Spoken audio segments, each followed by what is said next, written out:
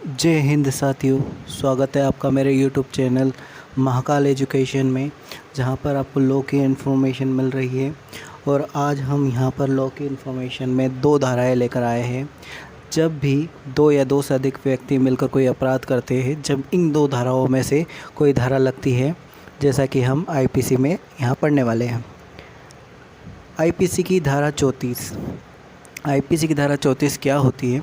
यदि किसी व्यक्ति ने भारतीय कानून के अनुसार कोई अपराध किया है जिसमें उसके साथ कुछ और भी लोग उसी अपराध को करने के इरादे से शामिल हैं, तो उन सभी अपराधियों पर उनके द्वारा किए हुए अपराध के साथ भारतीय दंड संहिता की धारा 34 भी लगाई जाती है, जिसमें उस पर्टिकुलर अपराध का जो दंड होता है उसके साथ साथ कुछ जुर्माना भी उन्हें देना होता है। इसकी सज़ा यही होती है कि जो पर्टिकुलर अपराध है उसकी जो सज़ा होगी वो सज़ा सभी को इक्वली डिस्ट्रीब्यूट कर दी जाएगी, ठीक है।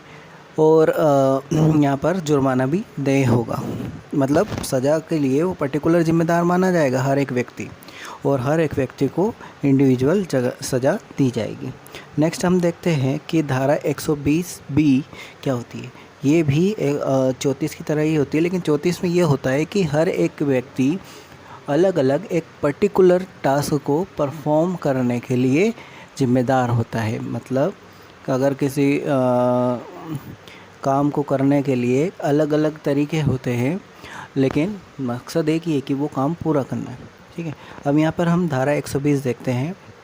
जब दो या दो से अधिक लोग गैर कानूनी कार्य करने के लिए सहमत होते हैं और इसे अपराध माना जाता है। इस अवधारणा को समझने के लिए हम दो व्यक्ति रवि और प्रदीप की कहानी को साझा करते हैं। क्या होता है कि दो बचपन के दोस्त होते हैं, रवि और प्रदीप। तो वो रवि हमेशा से जल्दी पैसा कमाने की दिलचस्पी थी, और जो प्रदीप था वो बहुत ही मेहनती था, अपना काम ईमानदारी से करता था। लेकिन रवि ने एक दिन प्लानिंग बनाई कि वो किसी बैंक को लूटे, और उसने प्रदीप को अपनी प्लानिंग बताई और उसे अपने प्लान में शामिल कर लिया, और उससे ये आश्वस्त करा कि वो जल्दी से जल्दी ये पैसा ऐसे ही कमा सकते हैं, ज़्यादा से ज़्यादा पैसा कमा सकते हैं, और उसे आधा हिस्सा देने का वादा भी किया। तो इन दोनों ने उस बैंक को लूटने के लिए एक प्लान तैयार करा, और उसके लिए जो ज़रूरत की जो चीज़ें थी वो सारी कलेक्ट करी, उपकरणों को कलेक्ट करा, और तिजोरी को तोड़ने के बाद कैसे वो बिना पकड़े भाग जाएंगे वो उसकी भी प्लानिंग बनाई। लेकिन उनकी इस प्लानिंग को एक अनजान व्यक्ति ने सुन लिया, और वो व्यक्ति पुलिस का मुखबिर था, और वो इन्फॉर्मेशन उसने पुलिस में जाके दे दी।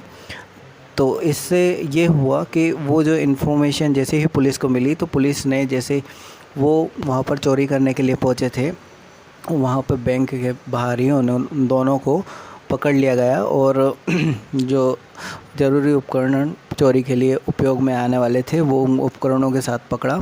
तो उनको साक्ष्य भी मिल गए, और ये भी निश्चित हो गया कि ये लोग चोरी के लिए आए थे। तो उन दोनों को उस गुनाह के लिए पर्टिकुलर इंडिविजुअल सज़ा मिलेगी। अगर अपराध सिद्ध होता है तो आजीवन कारावास या 2 साल की कम से कम कैद और जुर्माना होगा। अगर अपराध सिद्ध होता है और ज़्यादा गंभीर अपराध नहीं है, तब भी 6 माह से अधिक की सज़ा मिलेगी और जुर्माना देना होगा, ठीक है। और अगर कोई ऐसा अपराध है जिसकी सज़ा ज़्यादा है, तो उसके लिए पर्टिकुलर वही सज़ा सबको मिलेगी, ठीक है। तो उम्मीद है ये जानकारी आप सभी को समझ में आई होगी, और अगर ये जानकारी आपको समझ में आती है, आईपीसी की धाराएं आगे भी आप सुनना चाहते हैं, तो आप इस चैनल को लाइक, शेयर और सब्सक्राइब करिए, ताकि आगे भी मैं इसी टाइप के वीडियो कंटिन्यू बनाता रहूं। अब नेक्स्ट वीडियो में मैं जो मोटरसाइकिल एक्ट के जो अंत में मैं जो मोटरसाइकिल एक्ट के जो आपके इन्फॉर्मेशन बच गई थी, वो इन्फॉर्मेशन यहाँ पर आपके लिए बनाने वाला हूँ। तो प्लीज़ उसके लिए आप तैयार रहें। Okay, thank you, have a nice day.